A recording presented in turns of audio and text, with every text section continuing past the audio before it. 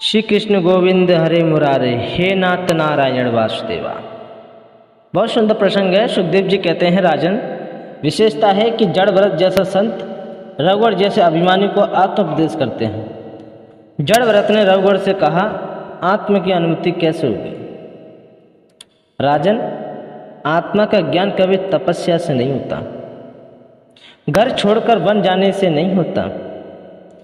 कई ग्रंथों का अध्ययन करने के बाद भी आत्मा अनुभूति नहीं हो सकती, क्योंकि आत्मा का जो स्वरूप है वो बताने का विषय नहीं है। आत्मा का जो स्वरूप है वो सुनने की चीज नहीं है। आत्मा का रंग आंखों का विषय नहीं है, क्योंकि आत्मा तो केवल चिंतन का विषय है। राजा, जब तक महापुरुषों के चरणों की धूल मस्तक से नहीं लगाओगे, महापुरुषों का सत्संग जब तक नहीं करोगे, तब तक तुम्हें आत्मबोध नहीं हो सकता। इसीलिए आत्मज्ञान के लिए जो कार्य अत्यंत आवश्यक है वो है सत्संग, महापुरुषों का संग। मैं पहले भरत नाम का राजा था। अपने पिताजी का सत्संग मिला, कथा सुनी, मेरे मन में ऐसा वैराग्य आया कि घर छोड़कर वन में चला गया। वन में जाने के बाद मृग स्वभाव में ऐसी अनुरक्ति हो गई कि स्वयं मुझे मृग बनना पड़ा।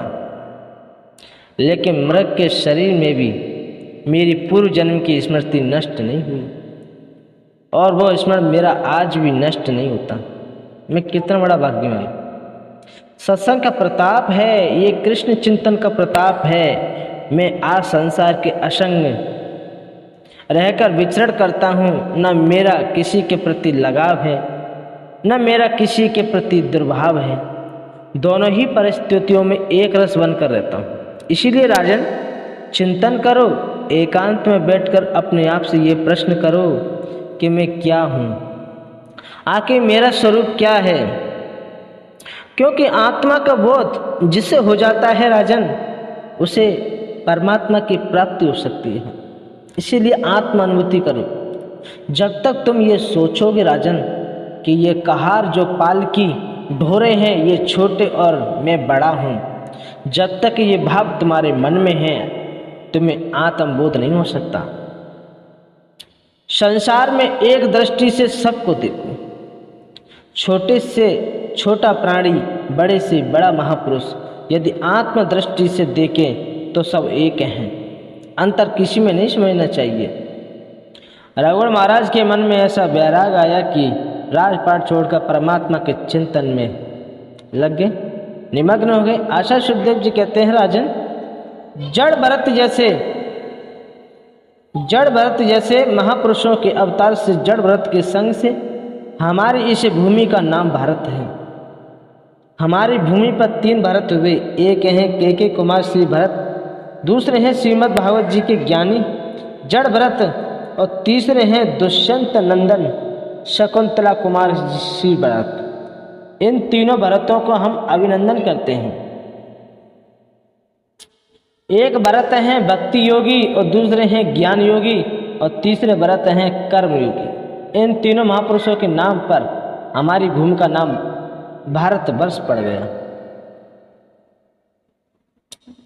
देवता भी तरसते हैं, प्रार्थना करते हैं कि हे भगवान, मनुष्य शरीर मिले तो केवल भारतवर्ष मिले, क्योंकि जो सुख इस पवित्र भूमि पे है वो स्वर्ग में नहीं मिलता। और स्वर्ग में हम चाहें तो भागवत नहीं सुन सकते। स्वर्ग में तो हम यहाँ तो सत्कर्म करते हैं, उसका फल, इस पुण्य का फल भोगने स्वर्ग जाते हैं। पुण्य क्षय होने के बाद ही फिर संसार में आना पड़ता है। लेकिन भारत की भूमि पर सत्संग के माध्यम से हम अपने जीवन को संवार सकते हैं, क्योंकि ये भूमि कर्म प्रधान है। कहते हैं, कर्म प्रधान विश्व रचरा का, जो जस करे सो तस फल छाका। जैसा कर्म करोगे वैसा फल हमें मिलेगा। परीक्षित ने कहा, क्षमा करें, ये नरकों की बात आप कल भी कर रहे थे, ये नरक क्या है? आचार्य सुखदेव जी कहते हैं, राजन, हमारी भूमि के दक्षिण दिशा में 99,000 योजन की ऊंचाई पर 28 प्रकार के नरक हैं। आदमी जब पाप कर्म करता है तो यमराज के दूत गले में रस्सी डालकर ले जाते हैं और नरक में डाल देते हैं। 28 नरक कौन से हैं?